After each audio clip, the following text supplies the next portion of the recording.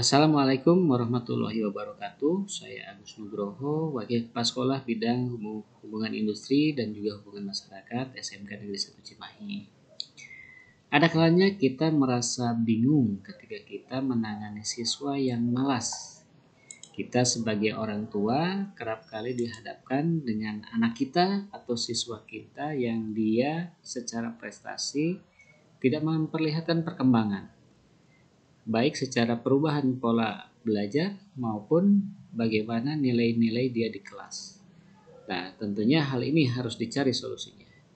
Ada sebagian orang tua yang dia memilih solusinya adalah dengan mendaftarkan ke tempat les atau bimbel dengan harapan ada perubahan pada suasana belajar atau ada komunitas yang bisa membentuk anaknya untuk bisa belajar. Nah, padahal itu belum tentu juga gitu ya.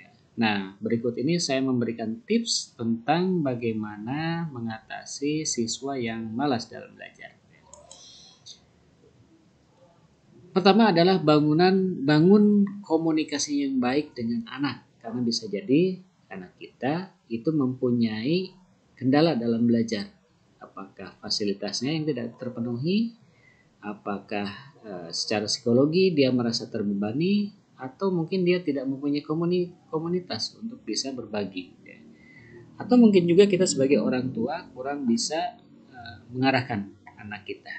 Sehingga komunikasi itu adalah hal yang utama yang harus kita bangun. Yang selanjutnya adalah ajak anak untuk menentukan tujuan belajarnya. Karena dengan menentukan tujuan belajar, dia akan selalu mengingat goals-nya dia belajar itu apa. Kalau misalnya dia ingat tujuan dia belajar itu adalah salah satunya adalah mengejar kompetensi yang harus dia miliki ketika dia mencita-citakan sebuah jabatan kerja atau posisi ataupun hal yang lainnya. Nah, selalu akan diingatkan dengan goal tersebut. Jadi ajaklah dia untuk menentukan tujuan dari belajar. Kemudian yang selanjutnya kenali adalah gaya belajar mereka. Ada anak yang dia suka belajar dengan tekstual membaca buku. Tapi ada juga anak yang dia senang menyimak dengan audio. Ketika gurunya menjelaskan dia ngerti, tapi ketika membaca dia tidak mengerti. Atau ada juga anak yang dia senang nontonnya itu adalah video, audio, visual. Sehingga contoh video-video tutorial itu lebih cocok bagi dia untuk bisa disimak. Atau juga ada siswa atau anak yang dia senang belajar dengan cara berdiskusi. Dia lebih senang mengeksplorasi setiap permasalahan dan menjadi paham karena apa? Karena ada banyak masukan.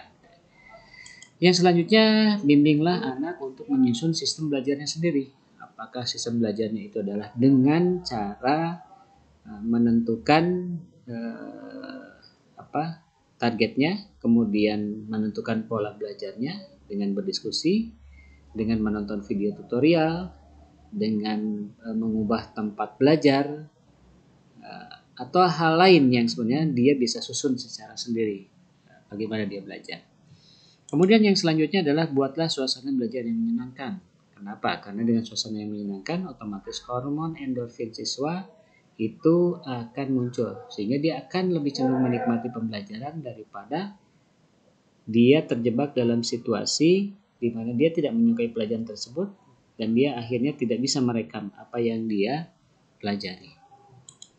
Kemudian hargailah proses belajar dan menghindari terlalu fokus pada prestasi. Kenapa? Karena yang paling terpenting itu adalah perubahan mental dan sikap mereka dalam belajar.